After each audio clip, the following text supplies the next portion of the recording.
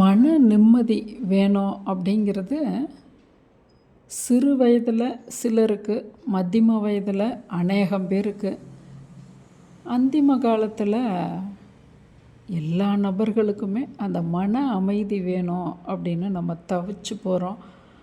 அதை எதோ நம்ம ப்ராக்டிக்கல் பண்ணி பார்க்குறோம். கண்டிப்பாக இப்படி நீங்கள் செய்து பாருங்கள். மன அமைதி 100க்கு 101% உண்டு உங்களுக்கு. அதாவது உங்களுக்கு விருப்பமும் இருக்கக்கூடாது, வெறுப்பும் இருக்கக்கூடாது. யார் மேலே? புற சூழ்நிலைகள் மேலே. மனிதர்கள், உங்கள் குடும்பத்து மனிதர்கள் கிட்ட நீங்கள் நீ இதை டாக்டருக்கு நீ படித்தே ஆகணும் அப்படின்னு உங்களோட விருப்பத்தை அவ்வளோ ஒரு அடமண்ட்டாக திணிக்க தேவையில்ல. யாராவது அதே உங்கள் குடும்பத்தார் உங்களை ஒரு சொல்லிட்டாங்கன்னா எப்படி என்னைய சொல்லலாம் அப்படின்னு நெஞ்சை நிமித்திக்கிட்டு கேட்க தேவையில்லை. அதாவது வெறுக்க வேண்டாம், வெறுக்கவும் வேண்டாம், உங்களோட ஆசையையும் நீங்கள் வளர்த்துக்க வேண்டாம். விருப்பமும் வேண்டாம், வெறுப்பும் வேண்டாம். புற சூழ்நிலைகளில், புற மனிதர்களில் இன்னும் கொஞ்சம் உங்களுக்கு புரிகிற மாதிரி சொல்கிறதுன்னா, இப்போ உங்களுக்கு பிடிச்ச ஒருத்தரோட படத்துக்கு போகிறீங்க, ஒரு ஆஸ்தான நடிகர் படத்துக்கு போகிறீங்க. நீங்கள் ஏதோ பெரிய செல்வாக்காக இருக்கீங்கன்னு வைங்க. அந்த படம் ஏதோ ஒரு இதில் உங்களுக்கு அது உங்கள் கைக்கு அந்த டிக்கெட் வரல. அப்போ ஆசைப்பட்டுட்டோம், அதை அடைய முடியல அப்படிங்கிறது. இதை நீங்கள் எல்லா விஷயத்துலேயும் பொறுத்திக்கிங்க. அடைய முடியலங்கிறதுக்காக என்னென்னமோன்னு நினைக்கிறது, எனக்கு யார் உதவி பண்ணல, ஏன் இப்படி பார்க்க முடியல, என்ன இதில் நடந்தது அப்படிங்கிற ஒரு ஆராய்ச்சிக்கெல்லாம் போவோம். அதில் மற்ற மனிதர்களை குற்றம் சொல்லுவோம். அப்போ அதுக்கு காரணம் விருப்பம், ஆசை.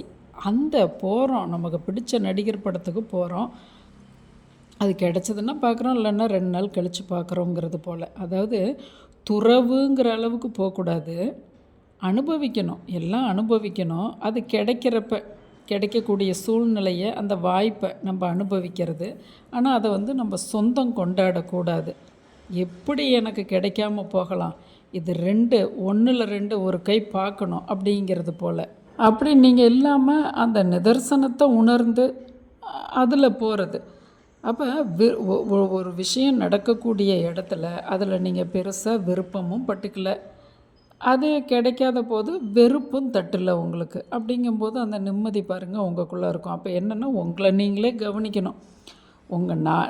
நம்மளோட உள்புறத்தை, அன்னன்னைக்கு நடக்கக்கூடிய விஷயங்களை பிக்சர் போல் கவனித்து வர்றது, நம்மளை நாம் உள்முகமாக திருப்பி பார்க்கணும்.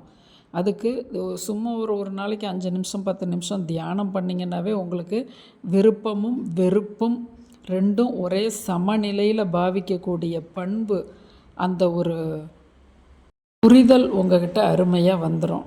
கேட்டுட்ருக்க நீங்களே 2% 10% 80% இதுபோல் நீங்களே பல ஆட்கள் இருப்பீங்க.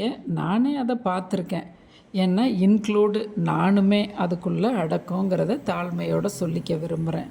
கடைசியாக என்னென்னா, யாரை மாற்ற முடியும் சொல்லுங்கள்? நாமளே மாற்றிக்கணும். மாற்றுறதுக்காக நம்ம அடுத்த சூழ்நிலையவோ மனுஷங்களையோ மாற்றுறதுக்கு நம்ம பிறப்பெடுக்கலை. உன்னதமான பிறப்பு மனித பிறப்பு. நம்மளோட ஆரம்ப வயது முதல் அந்திம காலம் வரையிலும் நம்மளால் என்ன பிறருக்கு செய்ய முடியும், அடுத்தவங்க நம்மளுக்கு செய்யாத போது அவங்க மனசும் கஷ்டப்படாமல் நாம்ளும் கஷ்டப்பட்டுக்காமல் எப்படி நம்மளால் இந்த வாழ்க்கை பயணத்தை அதை கொண்டுட்டு போக முடியுங்கிறதே ஒரு பெரிய ஒரு சக்ஸஸும் ஒரு ஆச்சரியமும் ஒரு தெளிவும் நமக்கு வரக்கூடியது. இந்த வெறுப்பும் விருப்பமும் அற்ற ஒரு மனிதனாய் வாழ முயற்சிப்பது. நீங்களும் ஒரு முயற்சி தான் செய்து பாருங்களேன்.